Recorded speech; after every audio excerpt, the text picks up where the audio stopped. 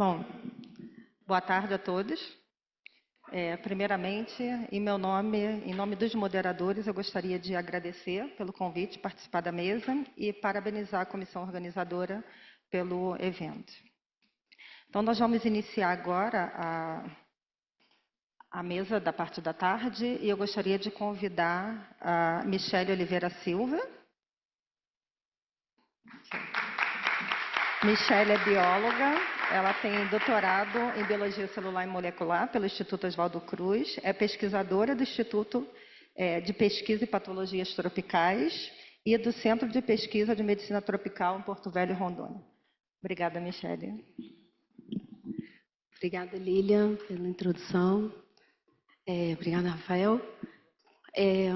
Estou um pouco nervosa, gente, me desculpem. Eu vou começar, então, essa mesa 7, falando um pouquinho. O título, vocês vão ver que é um pouco diferente do que está na programação, porque inicialmente essa palestra era para o Marcelo, mas como ele vai estar tendo a oportunidade mais tarde de falar de farmacovigilância, a gente vai explorar nesse tempo os dados sobre o Wonderful. O Wonderful, então, é um novo dispositivo para testagem de G6PD e a gente vai estar apresentando esses dados agora. Quero agradecer o convite da Carol e do Daniel e parabenizar por esse evento maravilhoso.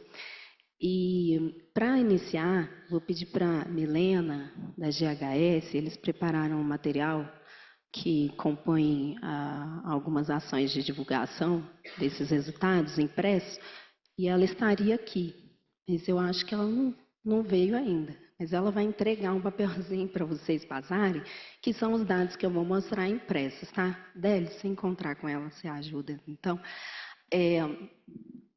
tá. Como funciona o passador? Meu tempo já está contando? Eita.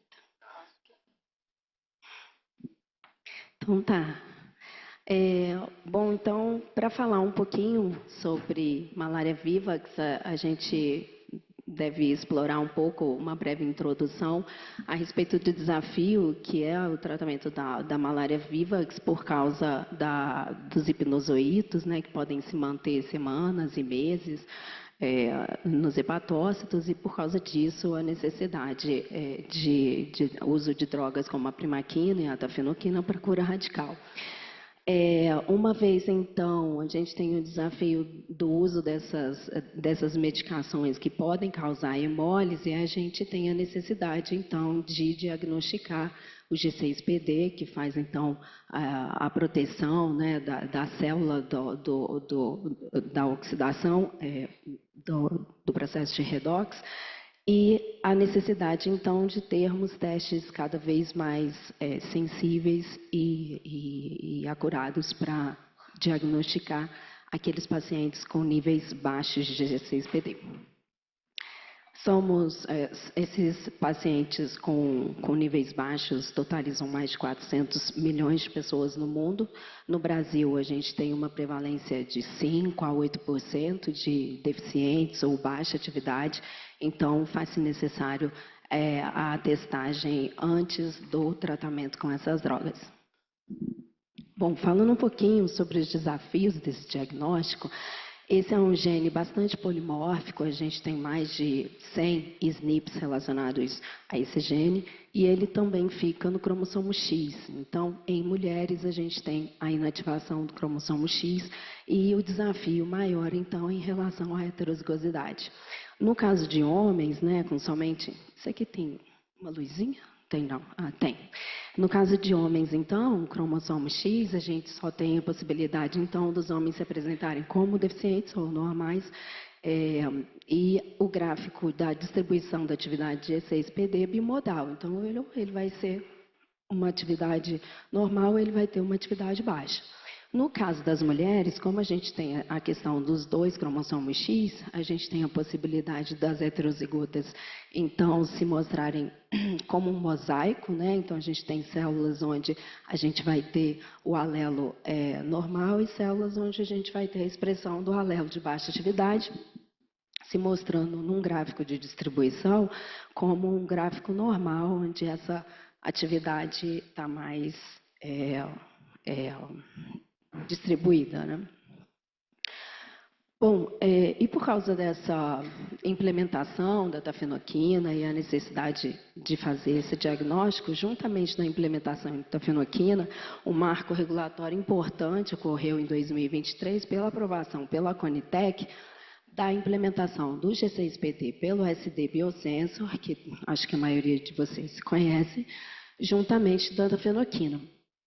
E isso iniciou em Manaus e Rondônia, e depois para a região extra-amazônica também.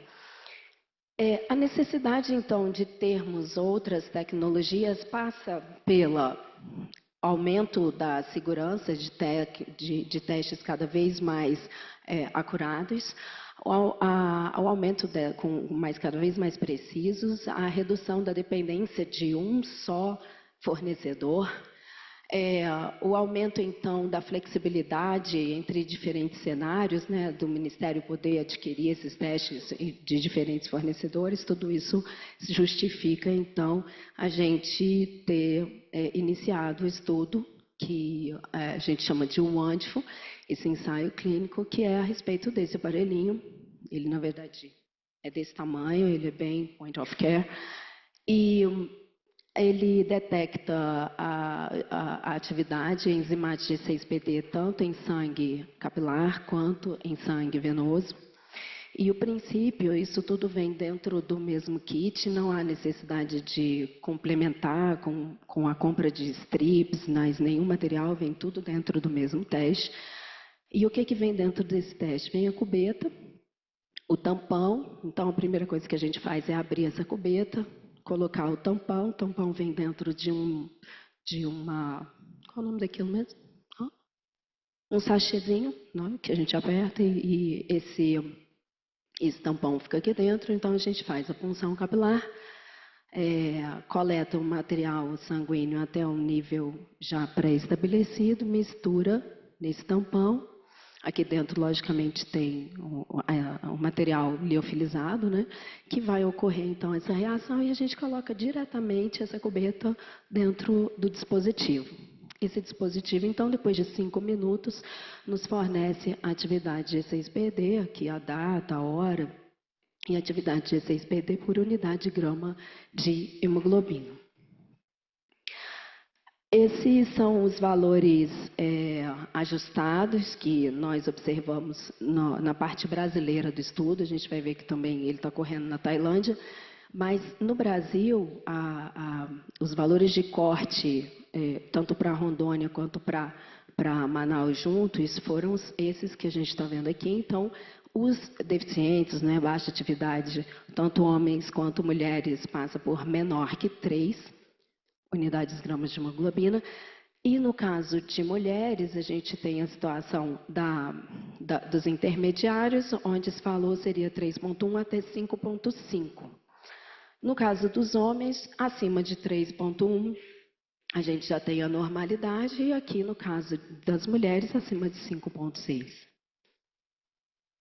Esse estudo, então, como eu falei, ele terminou a parte no Brasil, que a gente iniciou antes. Aqui no Brasil, ele aconteceu na Fundação de Medicina Tropical, junto do Marcos Lacerda e do Marcelo, e aqui no CEPEM, lá no CEPEM, junto com o Délio e a nossa equipe.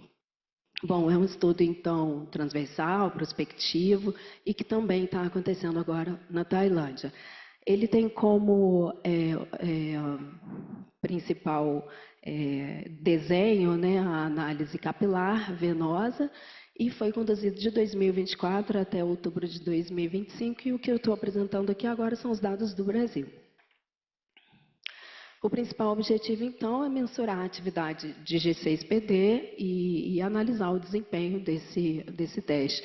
Como desfecho, a gente vai analisar a sensibilidade, especificidade, valor preditivo positivo e negativo dos dados, a partir dos dados coletados. A respeito das estratégias de recrutamento, a principal que a gente utilizou foi o All Commerce, onde na nossa instituição, lá no CEPEM, a gente convidava todos os pacientes que estavam ali para fazer testagem de G6PD e também os seus acompanhantes, já que a gente não precisava de um critério que fosse positividade ou mesmo suspeita de malária, né? A gente estava querendo ver G6PD.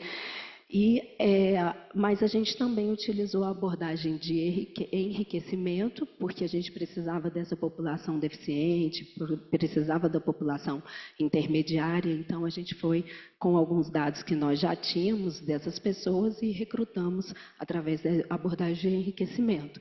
E a triagem era aquele abordagem onde a gente estava abordando um indivíduo índice deficiente e a gente perguntava, seu filho está em casa? E aí a gente triava e se ele também desse negativo, desse baixa atividade, a gente poderia incluir para também enriquecer esses grupos mais difíceis da gente alcançar o enemostral.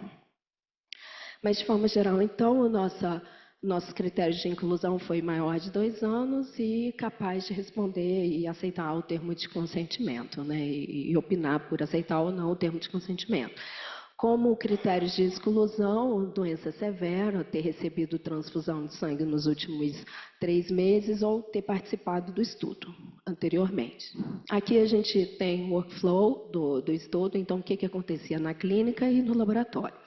Aqui em cinza na clínica, né, a gente tinha a parte do recrutamento, coleta de sangue capilar primeiro. No capilar, a gente primeiro desprezava a primeira gota e depois a segunda gota a gente fazia o antífo, a terceira a hemoquil, o teste para malária convencional, através da lâmina, e para a malária viva a gente tinha o G6PD da instituição, o SD Biosensor no caso.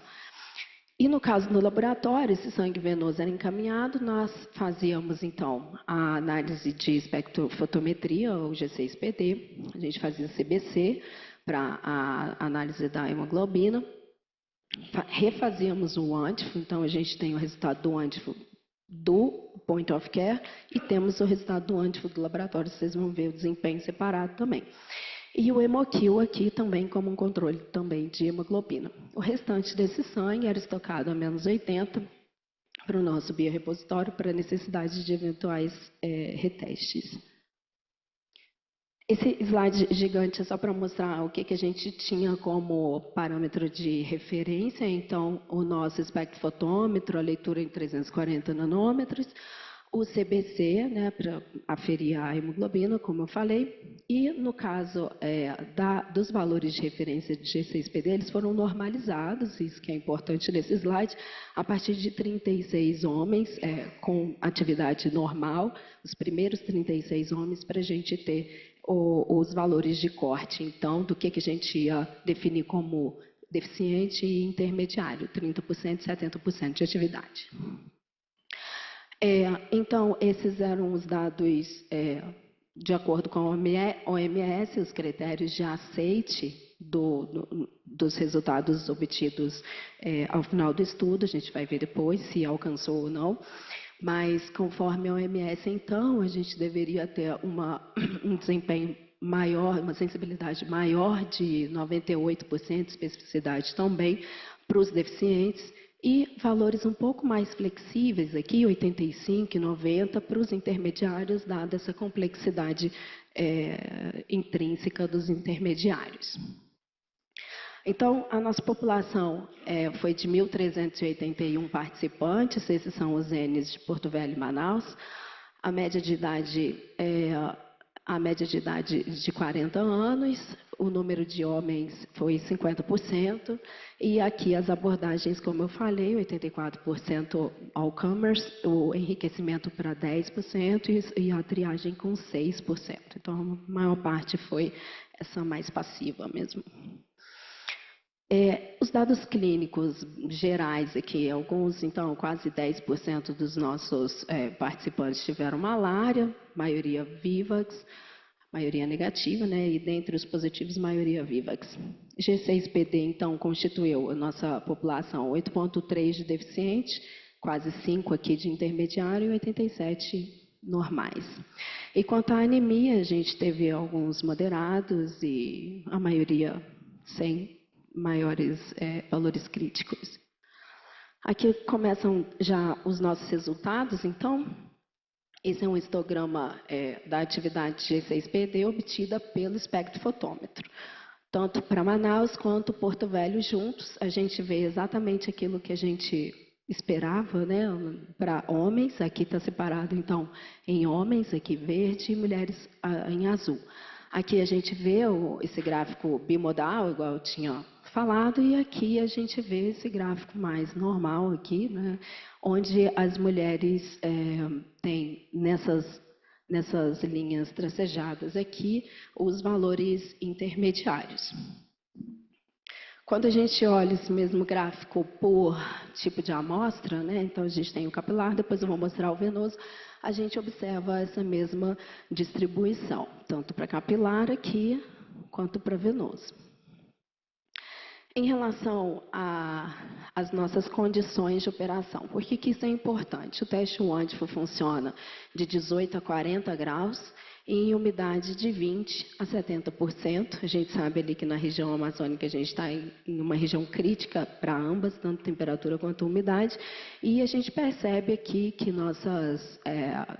a gente teve algumas situações onde a nossa umidade foi maior do que o recomendado pelo teste, tanto no laboratório como no point of care, e também, principalmente de umidade, né? A gente teve uma questão de laboratório aqui, e, no entanto, esses testes, mesmo esses que estavam fora do recomendado aqui para a operação, não foram necessários serem excluídos, mostrando realmente que as condições reais podem ser atingidas utilizando esse teste. Em relação a erros, né, foi 1.381 vezes 2, dá mais de 2.700 testes, a gente teve 5 erros, nenhum de laboratório, 5 de campo. Esses 2 de Porto Velho eu lembro bem, que eram dias muito quentes, acho que dava para ver aqui, né, a gente teve temperaturas aqui de 38,8 e 39,8, né? Isso daqui no equipamento. A sensação era de 42, 45, e aí a gente tinha realmente esses 2 erros, foram dias muito quentes. Eu não sei em Manaus como é que foi, mas deveria ser relacionado a isso também.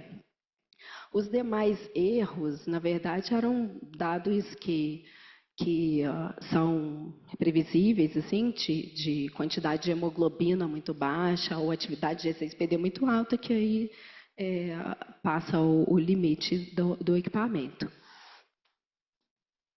Aqui a gente vai falar, então, já dos resultados, eu vou ser um pouco mais rápido agora. A gente tem à esquerda as análises de regressão e à direita a análise de blend ótima. Aqui a gente vê a correlação e do lado de cá a gente vê a concordância. Então, apesar dessa correlação ter sido moderada aqui, né, isso daqui é junto, capilar, Porto Velho e Manaus junto, apesar de uma correlação moderada, a gente vê uma concordância muito boa, especialmente em valores de G6PD baixos. A gente vê que essa dispersão é um pouco maior aqui em atividades de G6PD um pouco mais alta, que reflete realmente a condição dos intermediários, né, desafios intermediários. Aquele mesmo padrão é visto aqui estratificado nos 2 centros, então a gente vê que tanto em Manaus como em Porto Velho, a gente observa essa mesma correlação, uma correlação moderada, Porto Velho sempre um pouco mais elevada, as correlações vocês vão ver, mas em relação à concordância, a concordância também dentro dos limites toleráveis, então atendendo ao esperado. Em relação ao venoso, o mesmo padrão, a gente vê tanto que na correlação como na concordância, esses padrões também atendendo às exigências. Aqui é aquela questão que eu falei, tanto Porto Velho ter tido resultados bem mais consistentes, e isso é até interessante a gente ver no ponto de vista das duas instituições terem diferenças, que ao final, quando a gente vê isso junto, a gente vê a consistência do equipamento mesmo em condições distintas de operação, sendo consistentemente mostrando boa acurácia. E aqui, por fim, a capacidade, através da curva ROC, do equipamento, então, classificar corretamente o que é uma amostra, né? O que é um paciente de baixa atividade e o que é um paciente com intermediário. Então, a gente vê ótimas áreas, valores de área sobre curva, aqui de 99, 99, capilar e venoso, ou seja, o threshold para atividades de G6PD muito baixa é extremamente alta, ou seja, ele acerta bem em todos os pacientes G6PD deficientes. E essa área sobre a curva de 92 aqui também um valor bastante bom, mostrando então a capacidade do equipamento de resolver bem em relação aos intermediários. Esses são os thresholds que a gente observou através da curva ROC. Então, a gente tem valores quebradinhos aqui que não são tão operacionalmente viáveis. Então, a Wonderful, né, o fornecedor, fez essa análise de quais seriam os thresholds que vão para as instruções de uso, né, o manual do equipamento, e por isso que os valores que a gente vê, então, vão ser 3, menor que 3 para deficiente, é aquele valor que eu mostrei antes, né, menor que 3 para deficiente, 3.1 até 5.5 como intermediário. Aqui estão, então, os valores finais de desempenho do teste, mostrando, então, para deficientes, o que a gente observou lá nos dados de regressão e também de Blend Altman e ROC, com sensibilidades extremamente altas, especificidade também. E esses valores para intermediários são um pouco mais baixos, mas também bastante consistentes, principalmente aqui para Porto Velho, aqui de 96% a 100%, né, de sensibilidade. Aqui eu mostro rapidamente os casos que a gente teve as inconsistências, eles moram principalmente aqui nos intermediários, né? Então, a referência de G6PD por capilar, por exemplo, a gente teve 11 casos, que ele era intermediário e o Wonderful interpretou como normal. Porém, esses 11, eles estão dentro daquele erro de 10%, então esse intermediário ele já era quase realmente o normal. Então, isso é aceitável do ponto de vista regulatório. E aqui a gente tem alguns erros maiores aqui no sangue venoso. Todos esses casos foram observados em Manaus, e aqui a gente ainda está fazendo alguns retestes para tentar entender essas inconsistências. Em resumo, então, o Wonderful teve uma performance, um desempenho aceitável em relação ao que é preconizado pelo OMS, com distinção de G6PD para intermediários, não, desculpa, para deficientes de 99%, 98% de sensibilidade, 98% de especificidade. Aqui são os dados de intermediários. Para intermediários, essa sensibilidade fica aqui em 88%, 80% de sensibilidade capilar e venoso, respectivamente, e 91% de especificidade. Então, algumas inconsistências, como eu falei, a gente ainda está finalizando esses retestes. E, de forma geral, então, G6PD, pelo Wonderful, mostra valores aceitáveis conforme a pré-qualificação da OMS. Aqui é só para mostrar, a gente não teve como objetivo comparar o SD Biosensor com o Wonderful. Isso não era um dos nossos objetivos, mas aqui a gente colocou um quadrinho para mostrar algumas vantagens e desvantagens de ambos, tá? Então, o SD Biosensor, ele afere, ele vai medir, então, tanto G6PD como hemoglobina. O Wonderful só vai mostrar o G6PD, ele não mostra hemoglobina. O tipo de amostra âmbo escapular e venoso. Os limites também do teste são muito parecidos, o volume de amostra também.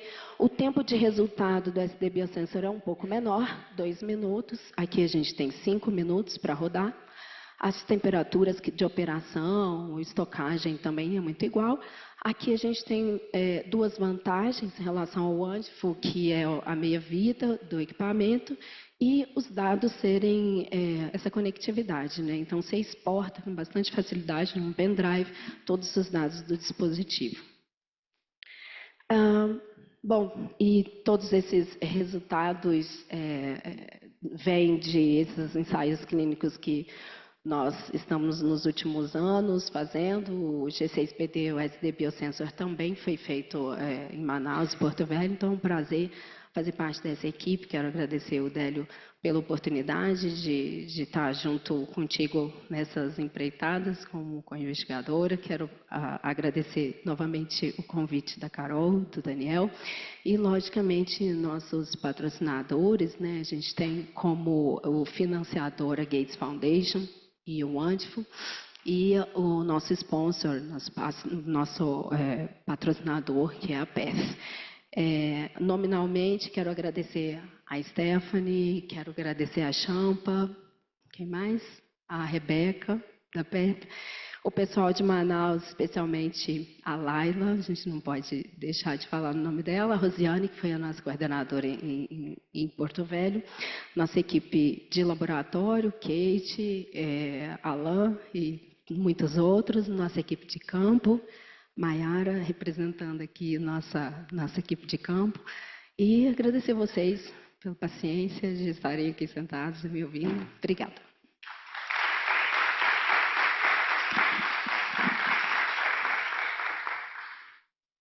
Obrigada, Michele, pela excelente fala. Bom, dando continuidade, gostaria de convidar o professor Pedro Cravo.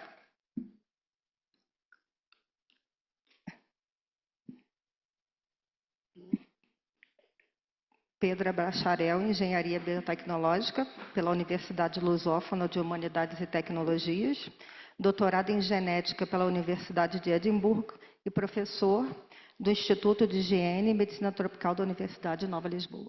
Obrigada, professor.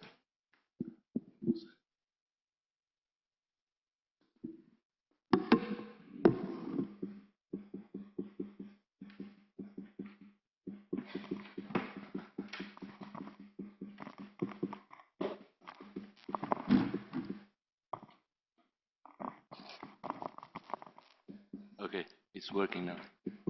Good afternoon to all Boa of you. tarde a todos vocês, todas vocês. Vou começar agradecendo aos organizadores, a Carol e Daniel. A minha palestra vai ser sobre o que nós sabemos em relação à resistência à artemisinina. O que nós aprendemos nos últimos 25 anos, desde que a artemisinina foi colocada para uso. Eu também vou mostrar um trabalho recente sobre esse assunto. Eu comecei a trabalhar com resistência à artemisinina e fazer perguntas sobre resistência à artemisinina antes mesmo que a resistência à artemisinina existisse. 25 anos atrás, quando eu comecei meu primeiro projeto sobre resistência à artemisinina. E a minha ideia sempre foi entender as coisas de maneira preditiva, quando o problema surge. Quando a gente não tinha ainda as melhores informações para lidar com esse problema. 25 anos atrás, esse mapa teria sido completamente amarelo, mas o que nós sabemos agora é que a resistência à artemisinina começou a se desenvolver no sudeste da Ásia por volta de 2006. Muito recentemente, ela começou a evoluir na África também. No sudeste da Ásia, primeiramente, e depois na África. Como vocês sabem, 80% dos nossos casos de malária acontecem na África. Então, a pergunta que podemos fazer é, bom, temos agora resistência à artemisinina, o que nós podemos fazer para minimizar esse problema? E eu vou dar para vocês 2 exemplos paradóxicos de algo que eu sempre mencionei, que podem até parecer óbvios, mas que precisamos entender em relação a como a droga funciona e como o parasita resiste a essa droga. Sabemos que podemos criar novas drogas com diferentes modos de ação e também testes moleculares para medir a aparência o espalhamento dessa resistência à droga em tempo real. Então, eu vou falar para vocês rapidamente o que nós aprendemos, dando 2 exemplos paradóxicos com drogas que estão sendo utilizadas.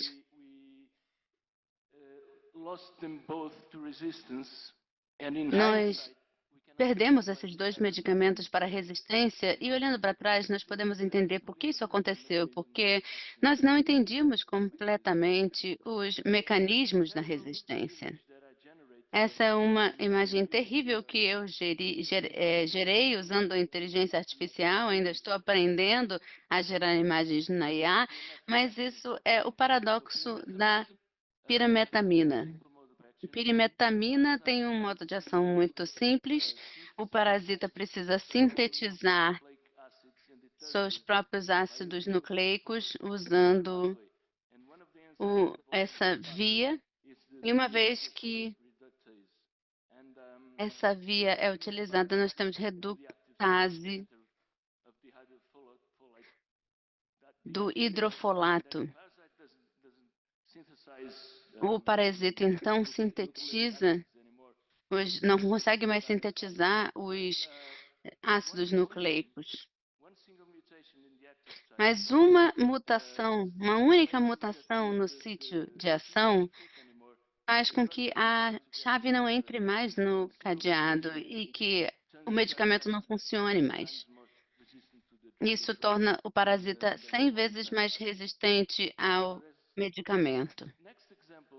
O próximo exemplo é o que nós pensamos que era a droga perfeita por muitos anos, a cloroquina. Aqui o mecanismo de ação e o mecanismo de resistência são um pouco mais complicados. Então, o que acontece é que para ficar totalmente resistente à cloroquina, o parasita precisa acumular um número de mutações com o passar do tempo. Em oposição ao que aconteceu com a pirimetamina, essa resistência à droga aconteceu no mesmo ano que a pirimetamina estava começando a ser usada. Com a cloroquina, levou mais de 20 anos para os primeiros parasitas resistentes aparecerem e isso se tornar mais comum. Esses são 2 exemplos paradóxicos que agora vão nos levar ao medicamento que vamos discutir hoje nessa apresentação, que é a artemisinina e seus derivados. Essas drogas são a droga ideal no papel, porque elas agem como se fosse uma bomba relógio. Elas têm uma ponte de endoperóxido que é ativada com o produto da degradação de hemoglobina. Não tem nenhum alvo específico para artemisininas, elas matam tudo. São proteínas oxidadas porque a ativação da droga gera pré-radicais que basicamente matam tudo. Como o mecanismo de ação é complexo e danifica as proteínas, o mecanismo de resistência também é. É muito difícil o mecanismo de resistência à cloroquina, como a artemisinina, como a cloroquina. Tem a ver com o fenômeno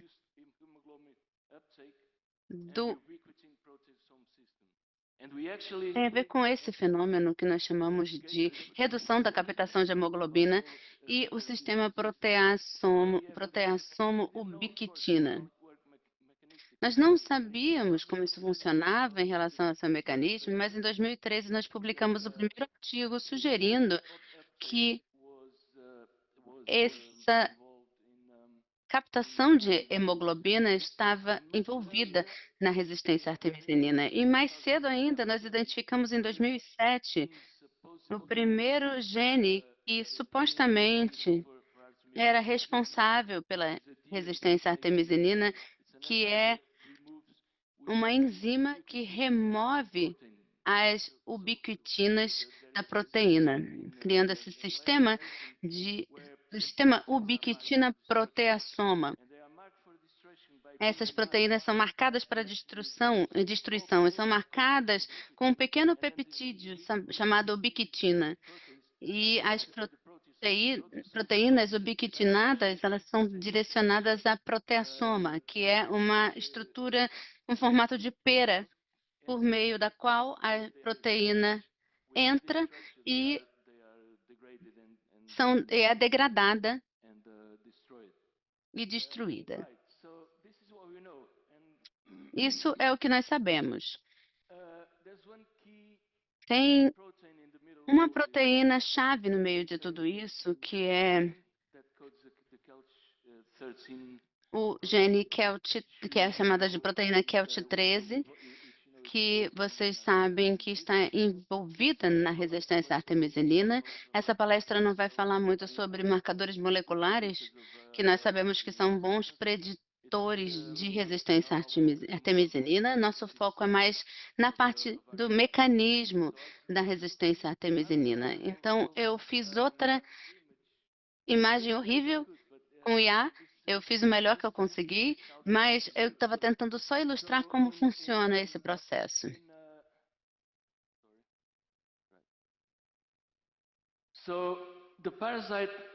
O parasita é como tem mais ou menos uma boca, como se fosse uma boca, onde ele analisa a hemoglobina. E ela se chama citostone. E em volta dessa citostona, nós temos o citóstoma. Nós temos as proteínas que trabalham nesse mecanismo endocístico. Os parasitas normais, sem mutação, trabalham juntos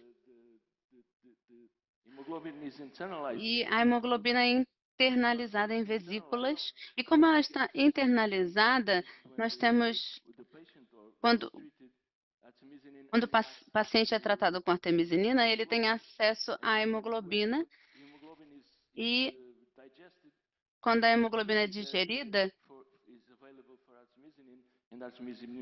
a artemisinina se liga a essa citóstoma e basicamente afeta todos as outras proteínas e o parasita morre.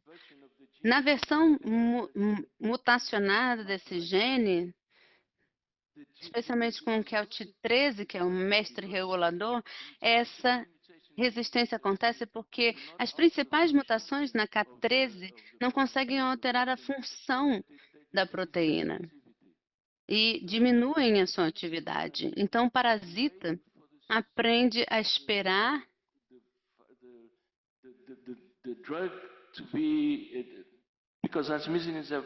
como a artemisinina tem uma meia-vida curta, a via espera que essa droga se torne inativa e o resto da droga remanescente entra na célula, mas não é suficiente para causar danos e para matar o parasita. Então, o parasita aprende a fazer isso muito bem com a mutação. Nós fizemos muito trabalho em relação a isso, muitos estudos, e eu volto com os resultados que nós obtivemos. Nós temos uma linhagem de seleção consistente, que consiste em uma linhagem de parasitas selecionados para resistência a diferentes drogas. Nós selecionamos aqui um parasita resistente a artesonato. E a partir desse parasita, nós selecionamos outro parasita que é resistente à combinação entre artesonato e mefloquina. Recentemente, quando eu comecei a aprender mais sobre resistência à artemisinina, eu pensei, vamos voltar aos dados que nós tínhamos e ver o que a gente pode tirar de aprendizado desses outros ensaios. Então, nós sequenciamos o genoma completo do AS-ATN, AS-ATN-F1 e comparamos os genomas e tentamos ver o que era diferente. Uma coisa que me chamou a atenção foi que houve uma mutação no gene chamado 26S, subunidade RPM2, que é um peptídeo que faz parte da tampa da proteassoma. Nós conseguimos entrar em contato com colegas da universidade de outra universidade, eles são muito bons nesse tipo de estudo funcional e conseguimos então expressar essa mutação no parasita comparando ao nível de atividade proteossômica.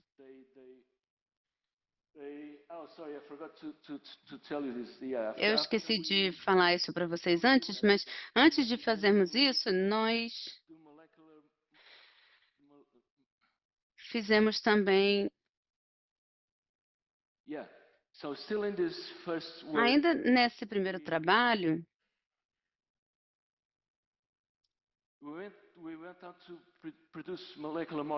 nós queríamos produzir modelos moleculares do parasita mutante e esse modelo sugeriu que o parasita mutante tinha o potencial de modificar um domínio que é um domínio com formato de rosquinha, ele chama-se domínio PC. Isso poderia potencialmente impactar o reconhecimento de proteínas ubiquitinadas. Entramos em contato, então, com os nossos colegas da outra universidade, como eu falei para vocês, eles faziam muitos estudos com parasitas mutantes, tentando encontrar o fenótipo e as diferentes respostas à artemisinina e à atividade proteassômica. Os plasmídeos, então, carregam um gene quimera interespécies chamado RPN2. Basicamente, isso é uma quimera. Nós conseguimos ver aqui a estrutura da proteína, onde o azul representa o Plasmodium falciparum e quando nós testamos esses parasitas para sua resposta à artemisinina, o que nós descobrimos foi que o IC50 aumentou 4 vezes em parasitas mutantes em comparação a parasitas sem mutação. Os parasitas no estágio trofozoíta e no estágio de anel demonstraram esse aumento também. Quando nós olhamos a atividade proteassômica com ubiquitinação, nós usamos um ensaio que mede a atividade proteassômica e o que nós descobrimos foi que há uma inibição mais alta de atividade proteassômica no mutante. Nós também observamos a expressão das proteínas relacionadas à ubiquitina e descobrimos que no parasita mutante a expressão das proteínas relacionadas à ubiquitina era muito mais lenta, sugerindo que a ubiquitinação estava funcionando de forma pior nos parasitas resistentes, o que faz sentido e está em linha com os modelos que foram propostos recentemente. E só para finalizar, nós descobrimos uma nova mutação na subunidade das proteassomas que diminui e impede, na realidade, a fosforilação e a acumulação de proteínas ubiquitinadas, de forma que isso traz novos insights sobre os mecanismos de ação e resistência da artemisinina que envolvem a proteasoma. E essa mutação, ela está relacionada à resistência de artemisinina em espécies de Plasmodium. Como eu falei no início, isso é muito importante porque vai nos ajudar a criar novas estratégias para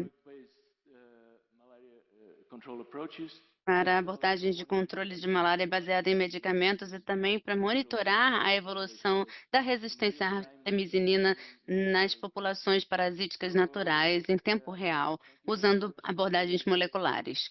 Muito obrigado. Eu gostaria de agradecer as pessoas envolvidas nesse estudo de diferentes locais, tanto de Portugal quanto no Instituto de Medicina Tropical e na Universidade de Minho e também no Brasil, com diferentes instituições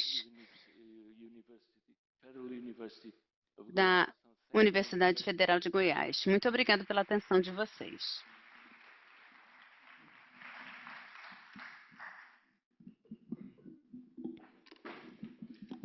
Obrigada pela excelente palestra. Gostaria de convidar agora José Pedro Gil, formação em Biologia Molecular pela Universidade de Lisboa, doutorado pela Universidade Nova de Lisboa, é PI no Instituto de Higiene e de Medicina Tropical da Universidade Nova de Lisboa e professor do Karolinska Institute. Obrigada, professor. Muito obrigado.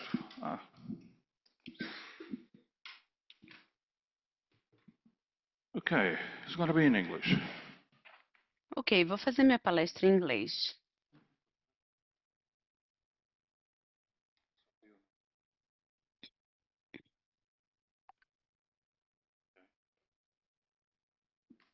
Right. So, first of all, we are from the same... Primeiramente, nós somos do mesmo instituto, mas não combinamos nada nas nossas pesquisas. Porém, vai haver uma sobreposição no que eu vou falar, no que o Pedro falou antes. Essa é a lamefantrina. Na verdade, é o quartem. E dentro do quartem tem lamefantrina. Apesar do Pedro ter se obcecado com artemisinina 25 anos atrás, isso nunca foi minha praia. Eu achei que era mais importante entender como que o parasita eventualmente se tornaria resistente. E tudo isso era um mistério até então. I'm doing the same as Pedro. Eu estou fazendo a mesma coisa aqui que o Pedro. Não é muito intuitivo, né, esse passador. Como é que a gente volta? Muito bem, estou de volta. A lemefantrina é uma droga fantástica. Ela não vive muito e ela é muito boa para tratamento e quase não tem nenhum efeito adverso, apesar de bilhões de tratamentos. E tem uma outra coisa, o parasita odeia a lumefantrina. É difícil ele desenvolver resistência. A gente tentou desenvolver in vitro e não conseguimos. Então, é uma droga fantástica. Eu sempre gostei dela. Mas desde o início, e eu fiquei envolvido desde o início, porque em torno de 2003 eu participei nos primeiros ensaios de eficácia para Novartis em Zanzibar, e a gente descobriu algo que outros estudos mais tarde, em 2007, confirmaram. Então, no meio do ensaio, apesar da eficácia ser muito boa, havia uma fração pequena de infecções que parecia ser um pouco mais resistente. Nossa, eu não li as instruções aqui do passador. Devia ter treinado antes. Mas tudo bem. A gente sempre viu algumas infecções que eram um pouco menos sensíveis. E num estudo em 2007, a gente tentou algo diferente, fazer uma associação entre os níveis de concentração da lumefantrina nesse momento de reinfecção com a genocópia do parasita. E, além da questão do genótipo, a gente encontrou esse cluster. Então, tínhamos aqui esse 110, 100 e 10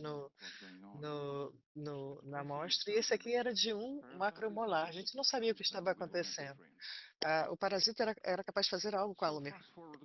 Então, daí a alguns anos, a gente teve o primeiro relatório incrível sobre a resistência de lumefantrina.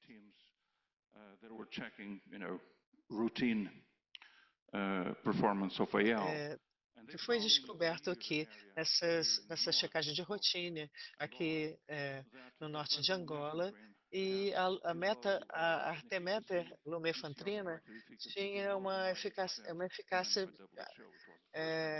abaixo de 90%, abaixo da OMS.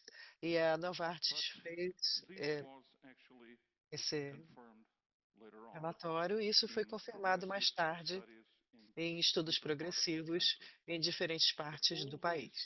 Mas todos esses ensaios, apesar de serem muito bem desenhados, eles tinham uma questão: nenhum deles eram de DOT, nenhum deles controlava todas as doses de lumefantrina. Isso é importante porque você pode ter 6 doses. Então, você tem doses noturnas, você vai controlar isso no meio da África às 3 da manhã. Então, um estudo DOT era necessário, foi aí que a gente entrou. E a gente desenhou um estudo DOT, onde os pacientes estavam hospitalizados, eles foram monitorados sob vigilância por 3 dias de tratamento, e também eram monitorados por 42 dias. E com todo esse controle absoluto, a gente obteve 89% de eficácia nessa região de Bengo, que era na mesma região dos primeiros estudos, não era a mesma cidade, mas na mesma região. Então, tinha algo acontecendo. Então, a gente confirmou, e a questão é, o que está acontecendo? Nesse meio tempo, isso não se tornou um evento isolado. Por toda a África, casos de eficácia abaixo de 90% estavam acontecendo. Então, mais de uma vez, a gente acreditou que os parasitas estavam ficando menos sensíveis. E o que estava acontecendo? Se você observar a maior parte dos artigos de resistência à lumefantrina, a maioria disse que não sabia, não tinha a mínima ideia. Mas eu discordo, porque eu acho que a gente sabe uma coisa. E aqui as coisas ficam interessantes. Vamos voltar um pouquinho no tempo. Quanto ao mecanismo, começou com os nossos estudos em Zanzibar em 2003, e fomos os primeiros a perceber uma coisa, que o MDR1 N86 era selecionado no tratamento, e isso correspondia a observações anteriores com a lumefantrina.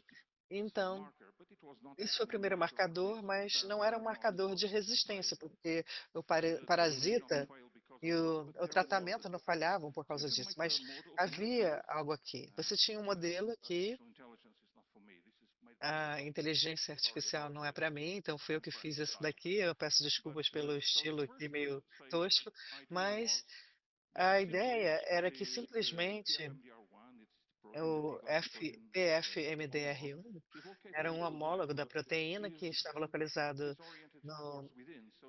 no vacúolo, e começou a estar ali localizado. Então, o alvo estava do lado de fora, estava entrando e usando o vacúolo como uma espécie de lata de lixo, digamos assim. Então, era tudo que a gente sabia naquele momento. Mas, quando a gente fez esse artigo, veio uma reação do professor Hastings e de Stephen Ward, de Liverpool, em 2005, eles disseram, bom, é fantástico, mas se você pensar sobre a conexão com a lumefantrina, o que acontece é que, primeiro, há uma mutação que é, não é suficiente para subir aqui nessa curva e para ter essa falha clínica. Então, a pergunta seria, qual seria o próximo? E isso foi uma pergunta para nós. A gente entendeu o que ia acontecer depois. A primeira coisa que a gente buscou foi um caso com o PFCRT K76. A gente sabia que com o K. Oh, here we go again. Desculpa, eu não estou conseguindo usar o passador. Yeah, this is back. This is back. Voltamos. Sorry. So anyway, we Então, realized that nós with the same percebemos kind of que experiments as com esse mesmo tipo 76K de experimento was com, being 70, com o selected, and the reason is that the K76, a 76K is a gente less selecionou porque o effective transporter.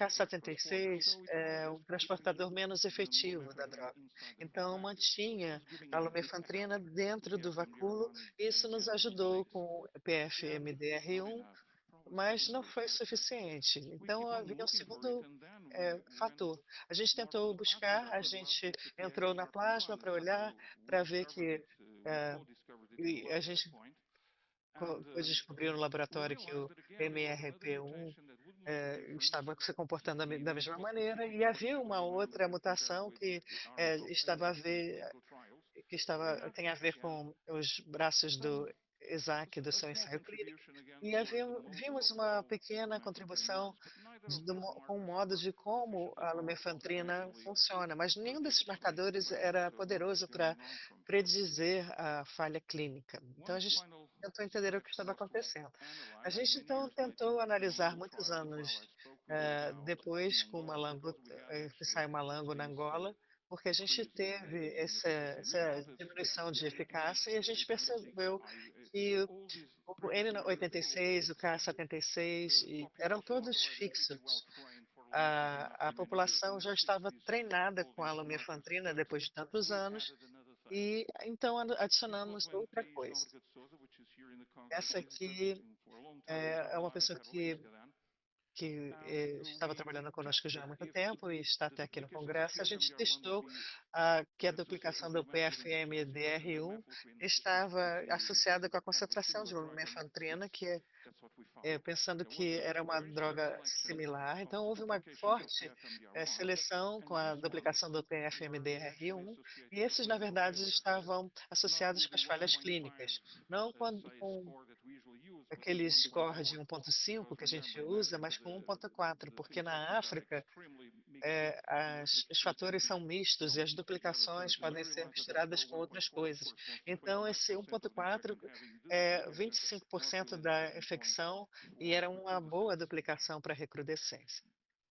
Here with the Kaplan-Meier, Aqui, we understood a that it gente, had com Kaplan-Meier, a gente the entendeu particular que population a of gente tinha patients aquela that were população particular de carrying this pacientes kind of que estavam mutations had carregando only esse about tipo de 80% mutação only of the efficacy, e which means one thing I tinham find very somente important to 80% de recognize here eficácia. E is isso é that even importante when we were enfatizar, que characterizing mesmo quando uma one droga treatment is still ou um inside tratamento the WHO ainda está 92%, it is possible that com a significant 92%, fraction of é the population possível is que not itself uma fração themselves significativa da inside the população minimum não performance, estejam na which was the case performance here. For mínima.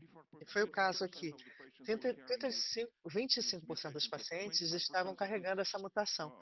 of these Angolan patients were not having the right Então, treatment, definitely. esses pacientes não estavam recebendo o tratamento So, adequado, and this was definitivamente. let's say, E isso foi expressed esperado, foi that our expressado PFMDR1 duplications na had nossa this duplicação de good negative predictive value, PFM-DR1, que but tinha um valor having said negativo precision, something preditivo, else was mas there. algo And we mais assumed one estava ali. thing, Então there's a more than gente one mechanism presumiu que going on. havia mais de um The mecanismo parasite is still acontecendo. in O practice parasita ainda choosing which is estava the best escolhendo solution qual having seria a melhor excellent duplication to one of solução que them, the eles tinham. classical one, it A was looking duplicação more do or less equivalent to what was seen in PFMDR1 Southeast Asia with the era methylphenol algo artemisinin. visto com Actually, the scarce mote meets the eye because, by the way, artemisina, CDC studies and Anglo mas studies that os were done in estudos de Angola, they could CDC not que foram find feitos na duplications. Angola não So they encontraram essas had clinical duplicações. failure with Então, something eles else. tinham falhas clínicas com So alguma outra Então, para onde que a gente vai a partir daqui? Daqui, as pessoas falaram o que eu disse no começo. As pessoas não sabiam o que estava acontecendo, mas a gente tinha uma ideia. E é isso, aí que a gente liga com a, a palestra do meu colega. A gente tinha que ir além das hipóteses de drug pump. Talvez havia mais do que transporte movendo aquela droga. E a gente voltou para um trabalho que não era meu, era um trabalho de uma pessoa da Universidade de Jerusalém, que eu acho que ainda está eh, vivo, Ginsburg, o Femin e Ginsburg. Então, foi um artigo mostrando uma única coisa, que quando você trata ah, as parasitas com lumefantrina, não havia nenhuma acumulação de hemoglobina dentro do parasita. Com a cloroquina, você tinha essa acumulação porque você bloqueava a degradação, mas com a lumefantrina, a hemoglobina não entrava. Então, era mais do que a gente podia ver aqui. A, a gente tem aqui um dos alvos, mas isso estava afetando a captura da hemoglobina, porque lumefantrina é meio parecida, então talvez a mesma coisa estivesse acontecendo. Então, uma coisa importante é que nessa pesquisa as pessoas perceberam que que isso estava afetando a RAB5, que está relacionada com os sistemas aqui de endocitoses, e recentemente o RAB5B foi identificado como um fator de endocitose. Então agora a gente tinha uma conexão com a lumefantrina no sistema novamente, capturando e transferindo a hemoglobina. Então, vamos acumular todos os artigos que estão circulando já há algum tempo. Então, os SNPs no UBP1, que está relacionado com a resistência de artemisina, e esse efeito com a resposta da lumefantrina. E nos ensaios de eficácia, essas mutações também foram selecionadas com o mesmo padrão que a gente viu com os anteriores, 86, o MRI, e havia mais peças nesse quebra-cabeça. Então, e eram localizadas aqui no citostoma. E então, chegamos ao Q13, que foi associado a mutações e com artemisanina e também com o ex-vivo de Uganda, com o IC50, que foi feita ah, na- no leste da Uganda. Eles não tinham ideia de por que havia essa relação. Mas o 13 estava na mesma área. E o BP1 é parte do que é chamado de compartimento Q13. É um sistema funcional que é localizado aqui e está relacionado com a captura da endocitose. Então, agora temos duas coisas que se relacionam a ambos. Continuando, essa seria uma nova edição, é o PX1, que também está relacionado com a transferência de hemoglobina nas vesículas e se liga ao PI3P, que está ligado à resistência à artemisina. Então, há alguma coisa entre esses dois sistemas de artemisinina e lumefantrina. Mas, alguns anos atrás, muitos anos na verdade, eu desafiei os meus colegas para fazer um trabalho impossível na Tanzânia. E eu queria saber como é que os parasitas se expressam. Expressam seus genes com um tratamento real de crianças na África. E eles aceitaram o desafio. Eu fiquei impressionado. E aí fizeram um trabalho incrível de estar no meio do nada, na Tanzânia, com crianças que foram aceitadas para esse estudo de lumefantrina. E eles passaram 3 dias em que a gente tirava o sangue deles a cada 3, 4 horas, e todo esse sangue era mantido em nitrogênio líquido e enviado para a Suécia. Eu não sei, foi um pesadelo, mas criou um conjunto muito especial de material para a gente fazer perguntas. E a partir desse material, vem esse slide aqui. Isso há muito tempo, a gente fez isso com o qPCR, e com os muitos genes que a gente checou, a gente viu o BP1, a P2 micron, e PFK13 e o PFMDR1 desde o início. E esse AP2B, que se localiza aqui no parasita, novamente com K13, eles são estritamente expressados in vivo. Então, de fato, esses são dados de antes do tratamento, e durante o tratamento, com toda a força da artemisina, da lumefantrina, nas primeiras 13 horas, foi o único par que ficou junto. Então, o parasita mantém essa expressão junto com esses dois. Isso foi algo surpreendente, porque eram coisas que não deviam estar tão relacionadas, mas talvez estejam. E isso leva a uma pergunta que eu não sei como responder. De alguma forma, o PFMRP1 e a proteína que não conhecemos a função podem estar relacionadas com esse transportador ABC, com a captura da hemoglobina. Como eu não sei, mas é algo que é surpreendente. Qual é a conclusão de todas dessa palestra que eu tenho chateado vocês aqui com ela? Essa daqui, se você considerar a minha palestra e a do Pedro Cravo, você vai perceber que há muita interseção entre essas duas drogas. E isso não é muito confortável de se pensar, porque essa interseção colapsa essa sinergia entre LUM e ART, que é um tratamento muito importante, e dessa ideia que a resistência à artemisinina está trazendo essa resistência à lumefantrina também. Então, vamos presumir isso, que essa resistência que apareceu no início dos anos 2010, no meio da África, tenha acelerado a resistência da lumefantrina. E essas duas, especialmente a resistência à lumefantrina, pode começar a comprometer o futuro da lumefantrina, que foi pensado em ser ganaplacida com lumefantrina.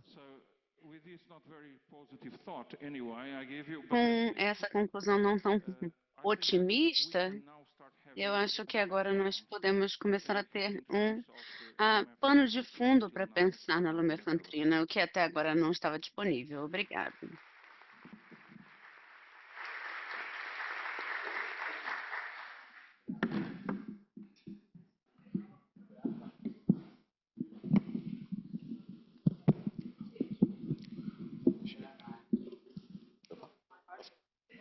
Bom, pessoal, temos um tempinho para perguntas. Alguém gostaria de começar?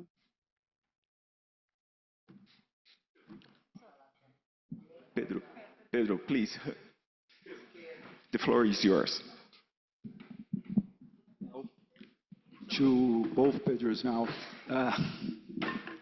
Para os dois Pedros, a minha pergunta é: obrigado pela palestra. Eu estava me perguntando se esses parasitas que vocês mostraram que têm essas mutações, especialmente o Pedro Cravo, no modelo dos camundongos, se eles têm se elas crescem, se eles crescem naturalmente. Eu me pergunto por que como eles estão se espalhando tão rapidamente no campo.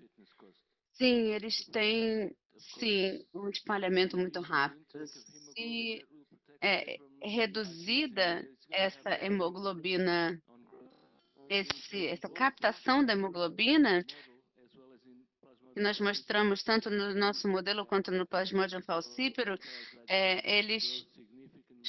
parasitas crescem significativamente mais lentamente do que os parasitas sem a mutação.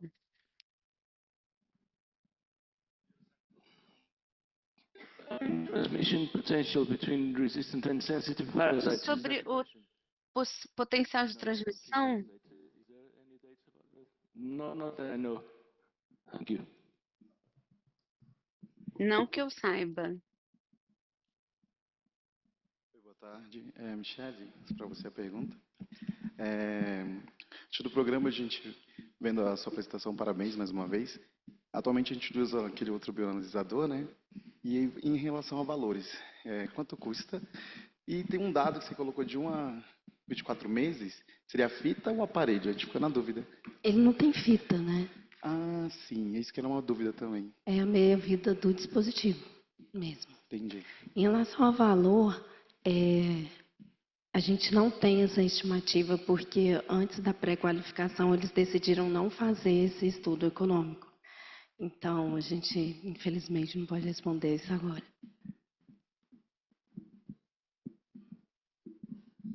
Obrigada a todos pelas excelentes falas. A minha pergunta são para os Pedros. Para os Pedros. Normalmente a gente vê na clínica que a falta ou a baixa eficiência da lumefantrina era diretamente relacionada, associada ao fenótipo de perda de eficiência terapêutica. Isso a gente vê muito rápido, porque a artemisinina, por causa da meia-vida muito curta, né? Se você começa a ter a droga parceira ineficiente, você vai ver facilmente esse fenótipo. Nessas regiões que vocês estudaram, vocês viram isso?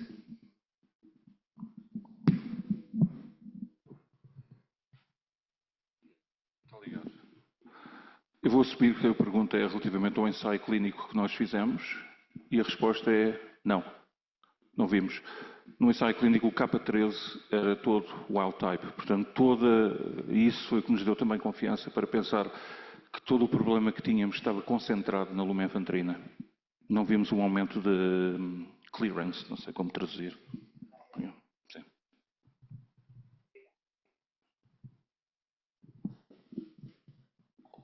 Mais alguém gostaria de fazer perguntas?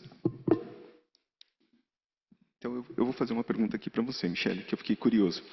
Como o teste GS6PD ele é baseado num teste enzimático, eu sei que vocês coletam o sangue e rapidamente já faz o teste. A minha pergunta é, dada a temperatura, umidade, como você mostrou, tem algum tipo de prática que você deveria tomar, de antecipar, para evitar a perda da atividade enzimática e dar ali um resultado de deficiência ou intermediário que pudesse comprometer o tratamento? Com certeza, Rafael, é um bom tratamento, é um bom treinamento da equipe. Eu acho que é isso, porque se todo mundo souber o princípio do teste, eles vão saber que eles precisam operar de forma correta, rápida, né? Porque se você deixar em cima da bancada ali 30 segundos, 1 minuto, pronto, acabou, desandou tudo. Então, a chave está no treinamento. Isso é sensível para todos os testes também, não só o Andifo. Pois não. Obrigada, parabéns pela mesa. Minha pergunta também para a Michele. A sensibilidade e especificidade foram muito boas, né? Mas o valor preditivo positivo e negativo não foram tão adequados. Eu queria que você comentasse um pouco isso, porque pelo menos de 70%, né? O valor preditivo positivo e negativo. O Délio é melhor nisso, mas os valores preditivos positivos e negativos, a gente ainda não tem uma análise tão robusta, porque a gente está esperando esses dados da Tailândia, mas ele consegue, o valor que é alto dele é o preditivo positivo, né? Que identifica bem aqueles negativos também. Então, mas a gente precisa rodar essa análise de novo junto dos dados da Tailândia para ver como isso se comporta. Mas apesar desse valor preditivo não tão bom, o que esse teste demonstra é uma boa capacidade de separar bem o intervalo.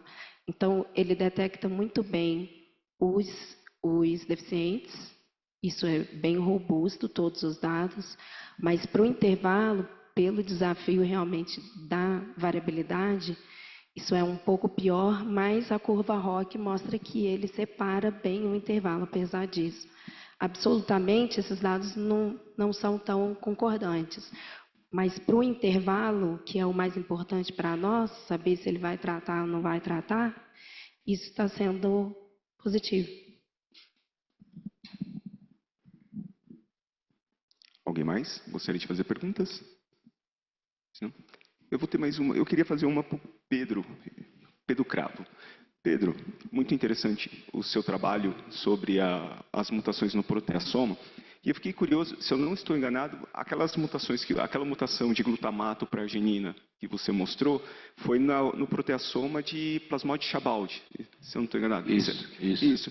A minha pergunta é, você chegou a checar a similaridade estrutural entre o proteasoma de Chabaldi e falciparum, e se aquilo poderia acontecer em falciparum também, essa mutação? É uma boa pergunta. Não, a estrutural não. Em termos de sequência de aminoácidos, existe 80% de identidade. Mas estruturalmente, não. Estruturalmente não. O que os nossos colegas estão a fazer na Universidade do Minho agora é fazer um mutante na posição homóloga no plasmódio falciparum, que não é a mesma que o Chabaldi. É uma posição, são cerca de 50 aminoácidos a montante, mas e teremos uma resposta mais tarde, mas totalmente não. Obrigado. Eu achei curioso porque glutamato para arginina não é uma mutação, tem um custo muito alto, né? Porque é uma não conservativa. E aí muda totalmente a carga ao redor da proteína, Exato. Que faz todo sentido com a explicação que você deu. Mas, Exato. Obrigado. Não. Alguém mais? Pessoal? Acho que... Então, eu vou agradecer novamente nossos palestrantes aqui. Muito obrigado pela plateia, pelas perguntas e por ficarem aqui. E consideramos encerrado, então, essa sessão. Obrigado.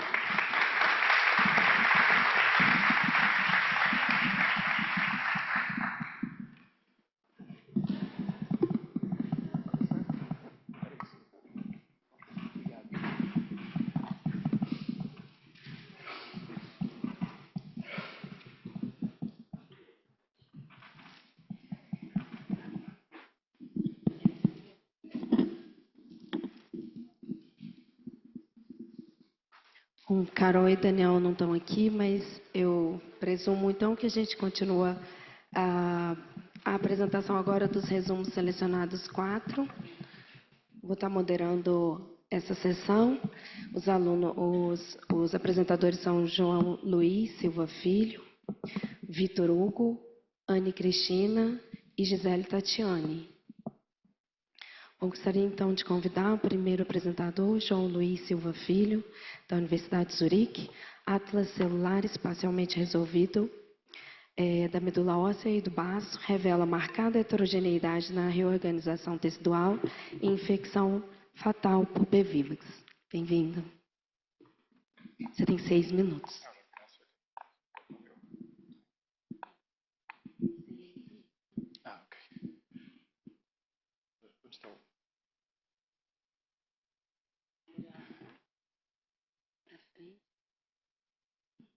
Okay, so let's start. I think everyone Bom, vamos here knows começar. Eu acho que todos vocês sabem que o Plasmodium vivax tem um tropismo estrito e essas células elas são mais confinadas na medula óssea e no baço. Para entender como a infecção de P. vivax perturba esses órgãos, nós estamos desenvolvendo estudos para investigar as perturbações induzidas pela infecção de P. vivax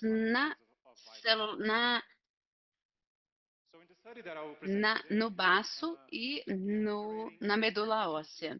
Nós estamos gerando um atlas multiômico E nessa apresentação eu vou me concentrar em 3 casos fatais, chamados de pacientes N02, N55 e N60 nesse estudo.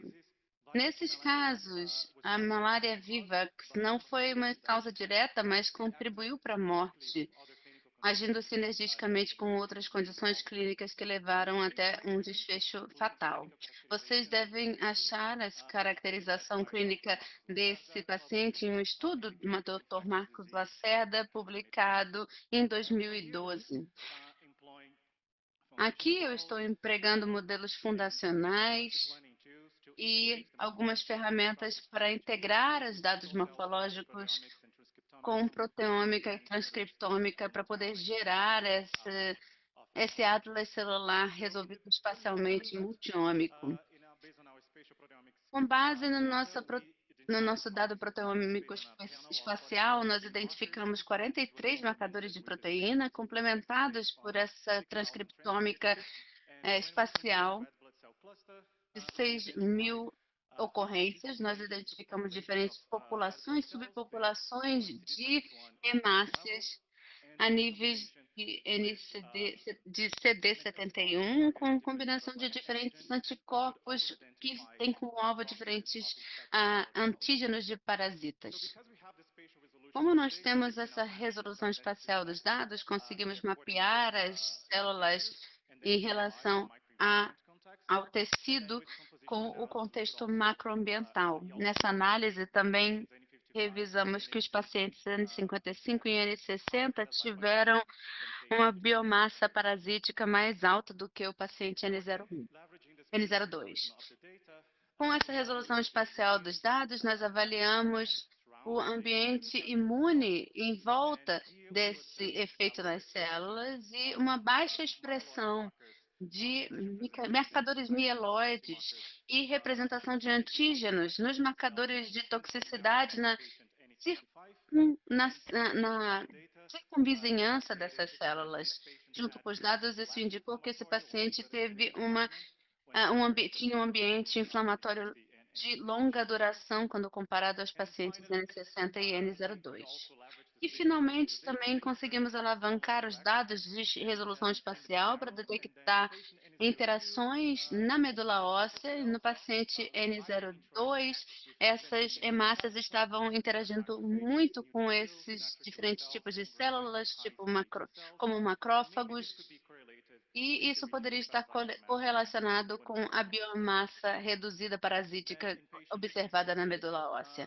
No paciente N60, nós observamos hemácias também interagindo, mas com uma frequência menor, com neutrófilos e células CD4, CD4-5RO, com um perfil inflamatório alto na medula óssea,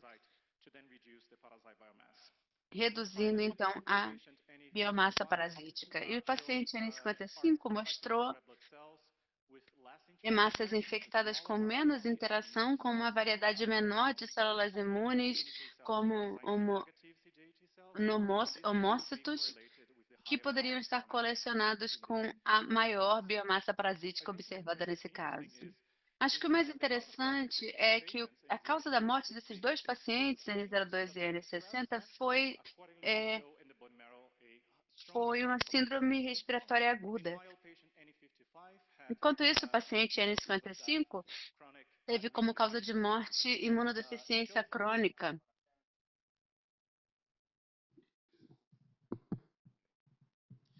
E isso é demonstrado na medula óssea e na evasão imune e na resposta imune, favorecendo a biomassa parasítica.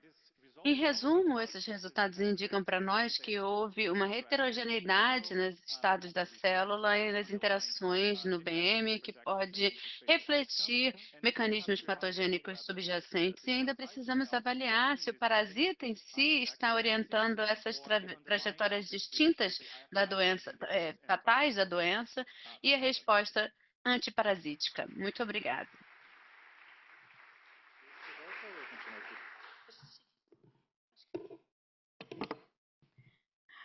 Obrigada. João, vamos convidar agora o Vitor Hugo Gonçalves, da Fiocruz, Minas. Assinaturas imunológicas associadas ao desfecho clínico por infecção por Plasmodium vivax.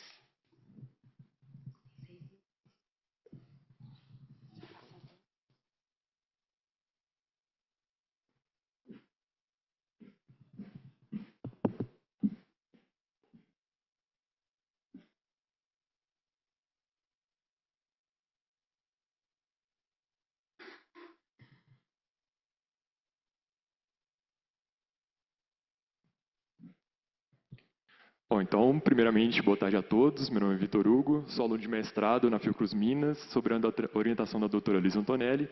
E hoje eu vou apresentar um pouco dos nossos resultados do nosso projeto que trata, então, das assinaturas imunológicas associadas ao desfecho clínico nas infecções por Plasmodium vivax.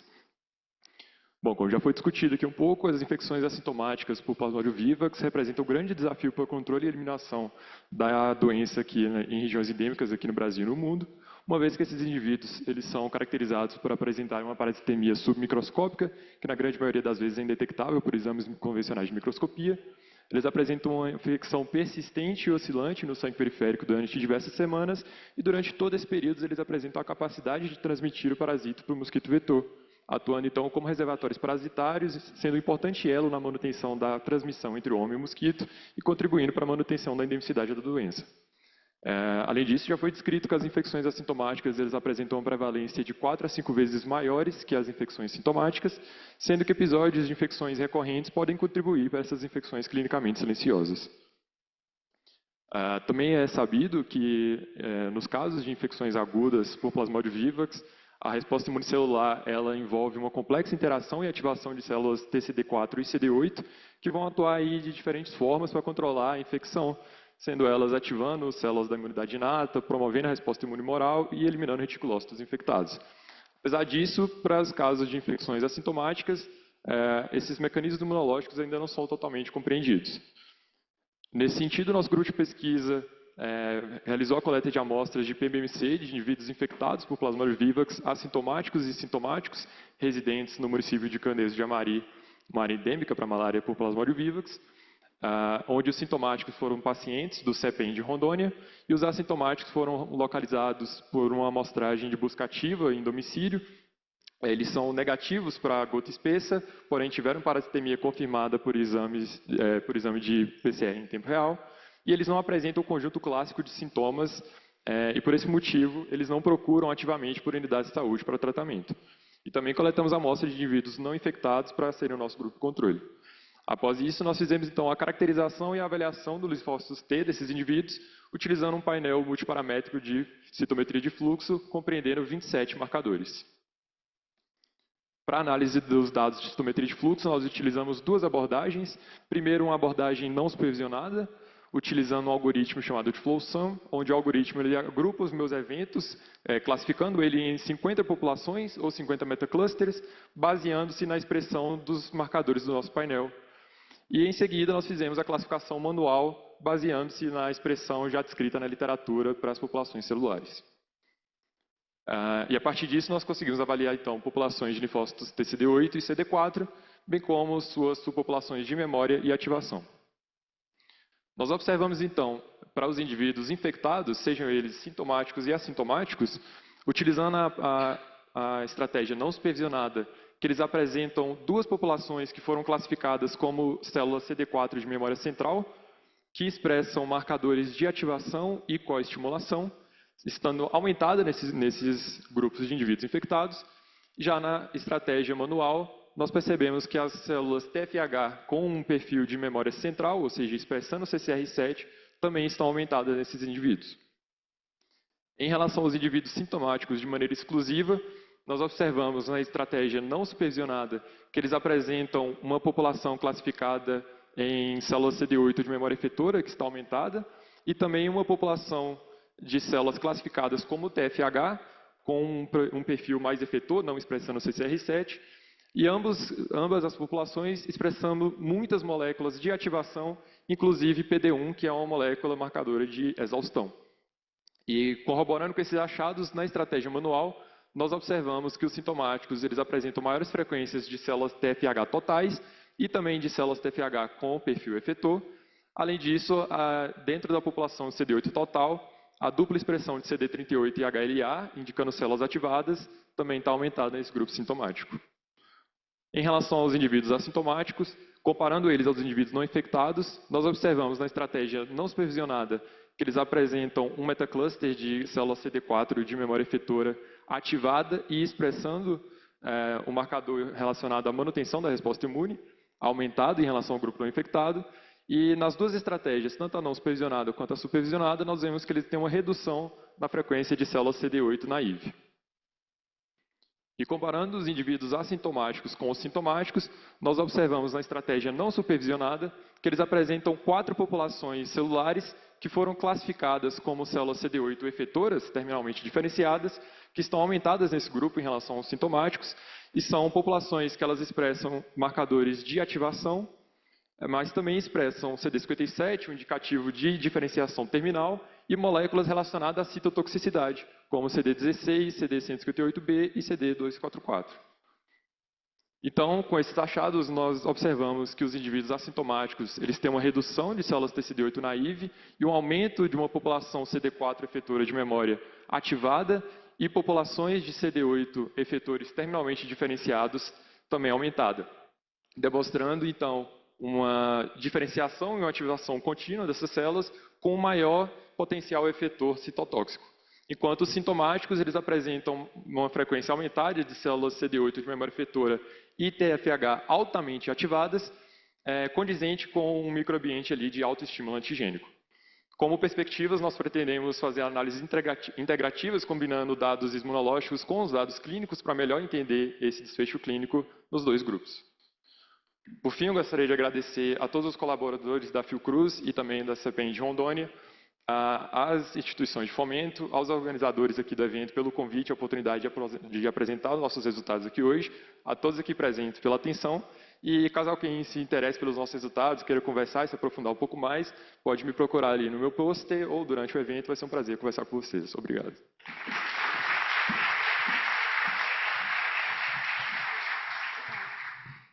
Convido agora a Anne Cristine Gomes de Almeida, da FMT.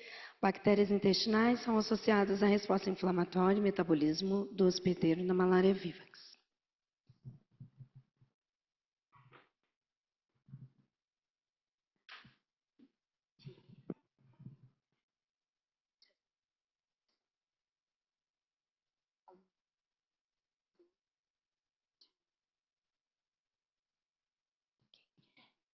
Boa tarde a todos. Eu me chamo Anne Almeida, sou pós-doc na Fundação de Medicina Tropical Dr. Heitor Vieira Dourado, em Manaus, Amazonas, e hoje venho aqui trazer para vocês alguns resultados do nosso trabalho, intitulado Bactérias intestinais são associadas à resposta inflamatória e metabolismo no hospedeiro na malária vivax.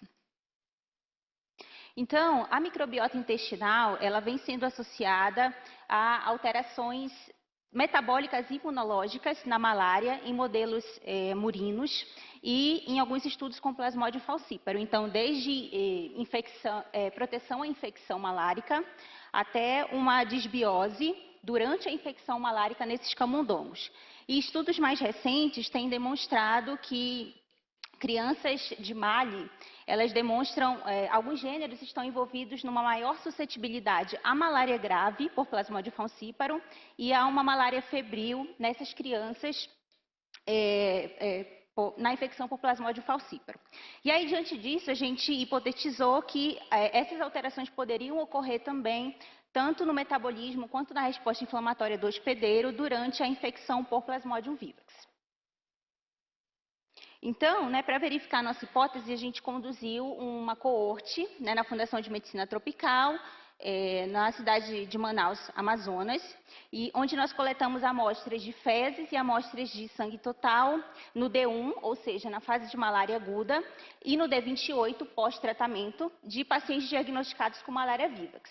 Nós também coletamos algumas amostras de indivíduos sem malária, para serem os nossos controles. E aí, após consentimento informado, fizemos entrevista, coletamos alguns dados sociodemográficos, coletamos as amostras e partimos para as análises metagenômicas, metabolômicas e análises de algumas proteínas. Então, em relação à metagenômica, nós verificamos que entre os grupos analisados, a gente não verificou uma intensa desbiose, né, quando comparados o grupo controle, grupo de indivíduos com malária na fase aguda e pós-tratamento. A gente, para fazer essa análise, sequenciou as regiões V3 e V4 do gene 16S bacteriano. E aí a gente verificou que não houve uma grande diferença na diversidade bacteriana entre esses grupos. E aí, quando considerado também os gêneros, a gente verificou da mesma forma que não houve uma intensa desbiose durante as fases da malária em relação ao grupo controle também.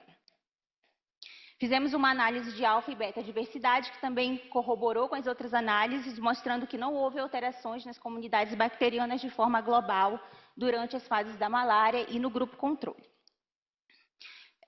Mas, né, com uma análise de efeito que nós fizemos, nós verificamos que nesse gênero, nessa família específica Clostridiaceae, a gente viu alguns gêneros bacterianos que estão enriquecidos durante a malária, como, por exemplo, Fecaliobacterium, Roseburium e Lactospiraceae.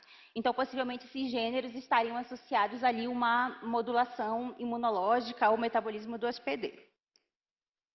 E aí fizemos dosagem de endotoxinas bacterianas também e não verificamos diferença entre os grupos analisados. Fizemos também análise metabolômica, então verificamos um perfil diferenciado, né, de metabólitos em indivíduos com malária em relação, quando comparados a indivíduos controle e a indivíduos pós-tratamento. Né, verificamos aí como metabólitos anotados cerca de 19 metabólitos de importância, como ácidos biliares e fosfolipídios, né, aqui no nosso heatmap. Então, verificamos que a malária ela induz algumas alterações metabólicas, mas isso é revertido após o tratamento. Também fizemos análise de proteínas, alguns marcadores inflamatórios, citocinas e quimiocinas, e verificamos também que durante a malária há uma resposta inflamatória, né, intensa, que vai depois se normalizar pós-tratamento.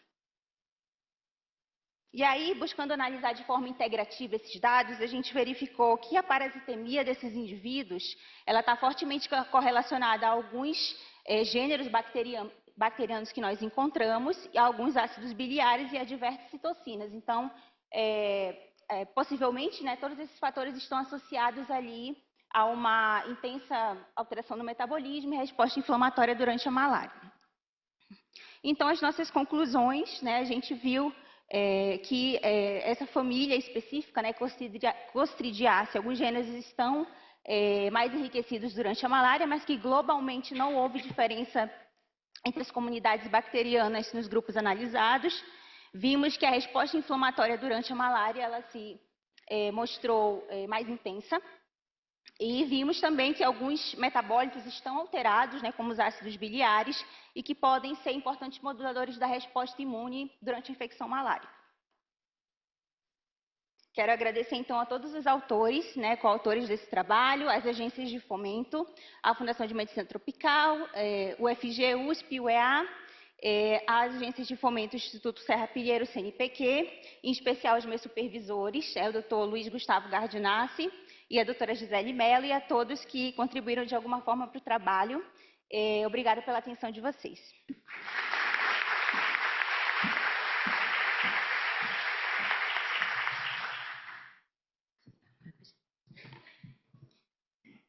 Bom, convido agora a Gisele Tatiane Soares Veiga, da Fiocruz Paraná, caracterização longitudinal de vesículas extracelulares plasmáticas da fase aguda à convalescença tardia da malária.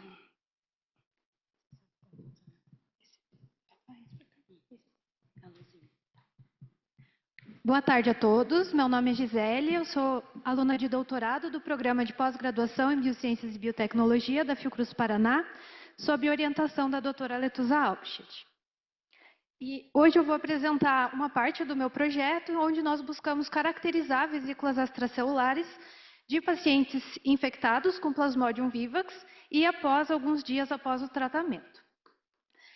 Como já foi bem falado aqui, e se sabe da literatura, a malária vivax é caracterizada por provocar modificações imunológicas e metabólicas persistentes mesmo após a infecção, mesmo na ausência do parasito circulante. E como as vesículas extracelulares têm esse potencial de comunicação parasito-hospedeiro, o nosso objetivo foi investigar como que o conteúdo dessas vesículas poderia estar se alterando durante a infecção e após a cura ao longo do tempo. Então, nossas amostras foram coletadas pelos nossos colaboradores da Fundação de Medicina Tropical e da Fiocruz Amazônia e consistiam de 12 pacientes que estavam infectados no dia 0, foram tratados e depois retornaram para a coleta no dia 50 e 180 dias. Após, então, o processamento do plasma, nós isolamos as vesículas totais, contendo tanto vesículas humanas e vesículas do parasito, por ultracentrifugação e fizemos a caracterização morfológica e proteômica dessas vesículas. Então, o primeiro dado que a gente obteve foi por nanorastreamento de partículas, em que a gente avalia tamanho e concentração dessas moléculas. A princípio, nós não vemos nenhuma diferença estatística de tamanho nessas partículas, apesar de uma tendência de que no dia 0 tenha um pouquinho mais de vesículas menores. Mas algo interessante que a gente observou foi que em pacientes infectados nós temos mais liberação de vesículas. E esse aumento também se observa na proteômica com aumento de peptídeos detectados durante a infecção. O que já é esperado, já que há uma alteração ali no organismo devido à presença do parasito. Aí nós nos perguntamos se seria possível observar alguma proteína de plasmódium nessas vesículas, já que nós estávamos fazendo um pool total. E nós observamos, então, uma série de proteínas que estavam detectadas no dia 0, estavam detectadas no dia 50, ou estavam persistentes do dia 0 ao dia 50, mesmo na ausência do parasito. E muitas dessas proteínas estão relacionadas ao metabolismo do parasito, a processos de invasão e regulação epigenética, que pode estar relacionado com as alterações do ciclo do parasito. Quando a gente analisa o perfil global da proteômica, comparando os 3 dias em que foram coletadas as amostras, nós conseguimos clusterizar as proteínas identificadas em 3 grupos principais. No dia 0, que a gente observa principalmente a ativação do sistema complemento, muita ativação de vias do proteassoma e também vias do metabolismo do ácido fólico. E quando a gente olha exclusivamente para as proteínas no dia 0, são principalmente proteínas do proteassoma, de adesão a leucócito e também de metabolismo, mostrando então que o parasito consegue modular a resposta do hospedeiro durante a infecção. Já avaliando as vias mais abundantes,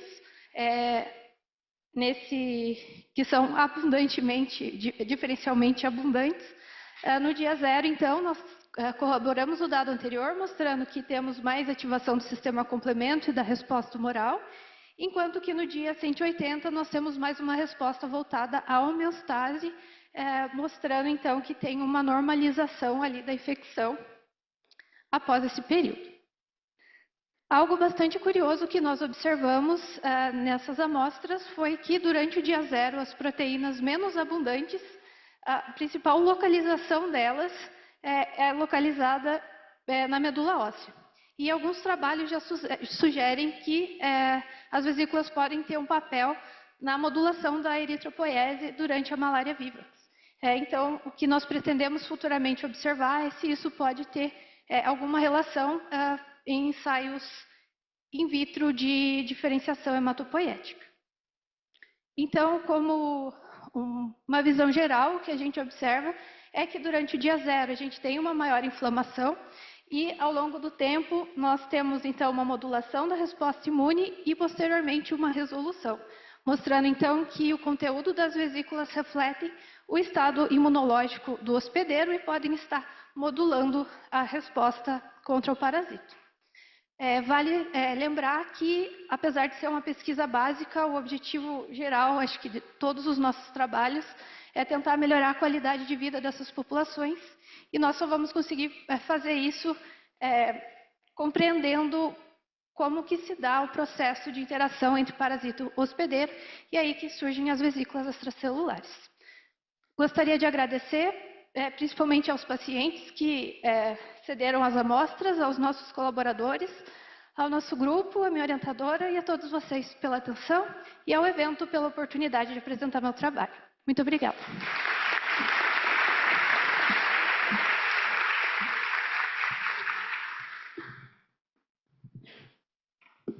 Convido agora a última apresentação. Desculpa. A Cíntia Magalhães, da Fiocruz Rio, proteína de ligação e ácidos graxos do adipócito e malária, avaliação de parâmetros inflamatórios e lipídicos durante a infecção por Plasmodium spp na Amazônia brasileira.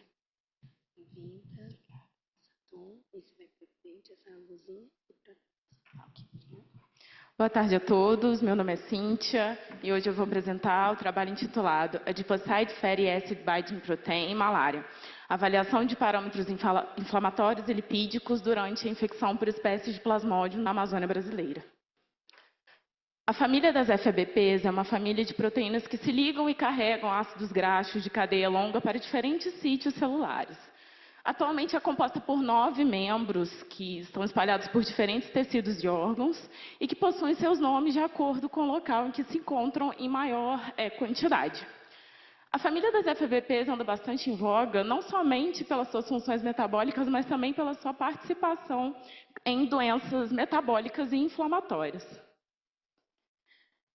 Dentre as FABPs, temos a AFABP, encontrada principalmente em adipócitos e macrófagos, está fortemente associada a doenças metabólicas de caráter inflamatório, como, por exemplo, obesidade e diabetes. E, apesar de ser bem descrita nessas doenças, pouco se sabe sobre a sua participação no curso da malária e de outras doenças infecciosas. Levando em consideração o perfil de inflamação acentuado que a infecção por espécies de Plasmodium pode causar e a associação da AFABP com doenças inflamatórias, o objetivo desse trabalho é quantificar a AFABP no plasma durante a malária causada por Plasmodium vivax ou Plasmodium falciparum e avaliar a sua relação com marcadores inflamatórios e metabólicos.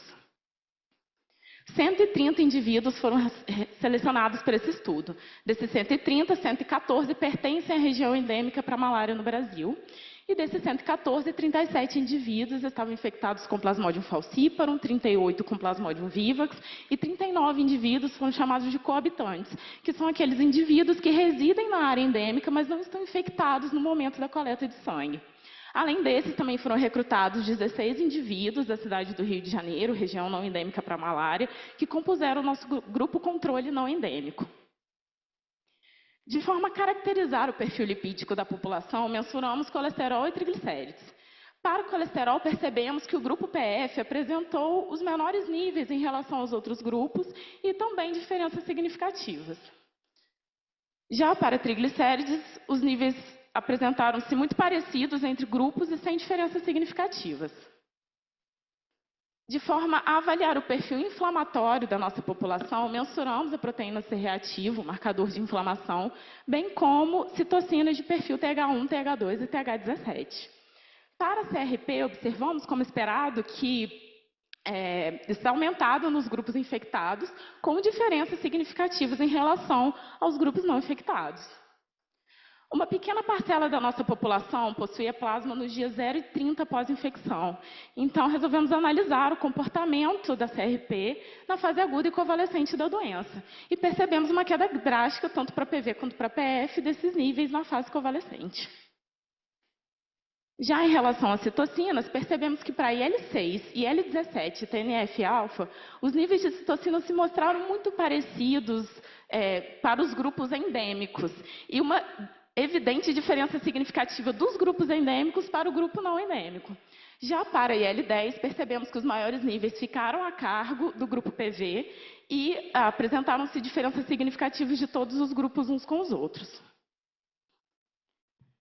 Por fim, quantificamos a FEBP no plasma desses indivíduos e, apesar de não termos observado diferenças significativas entre os grupos, quando nós olhamos o follow-up dos indivíduos, percebemos que para o grupo PV há uma tendência de aumento dos níveis na fase convalescente em relação à fase aguda, com 84% dos indivíduos mostrando um aumento que variou entre 0,2 e 1,4 nanogramas por ml de AF/ABP.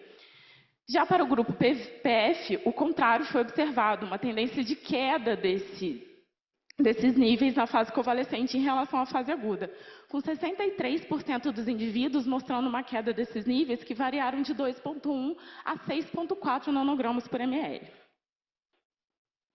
Por fim, analisamos se a FEBP se correlaciona com algum dos dados que mostramos aqui anteriormente. Percebemos que para o grupo PV, ela apresenta uma correlação positiva com IL-6, porém no grupo CH mostra uma correlação negativa com IL-4.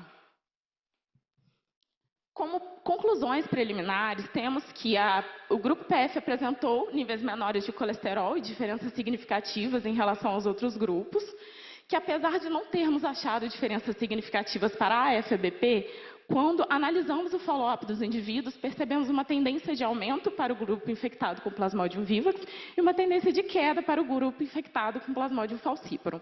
E apesar de todos esses achados, ainda precisamos de mais estudos para corroborar, né, o visto aqui, além de estudos que possam contemplar as limitações que tivemos nesse estudo e expandir esses dados para avaliação, por exemplo, na malária grave. Gostaria de agradecer aos meus orientadores, Dr. Josué da Costa Lima Júnior e Dr. Paulo Renato Rivas Totino, a todos os colaboradores que fizeram esse trabalho ser feito, às agências de fomento, ao meu programa de pós-graduação e, claro, à Reunião Nacional de Pesquisa em Malária pela oportunidade. Muito obrigada a todos.